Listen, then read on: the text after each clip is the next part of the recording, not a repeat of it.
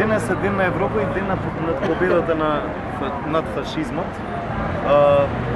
Овој ден го одбележуваме во време кога во Македонија се предлага закон за медиуми, кој што во неколку членови ја инсталира имплицитно цензурата. Слободата на говорот е една од основните придобивки на демократијата, еден од основните столбови на демократијата и една од работите за кои што се бореле луѓето од 41 до 45 кај нас, 39 до 45 секаде во светот. Мислам дека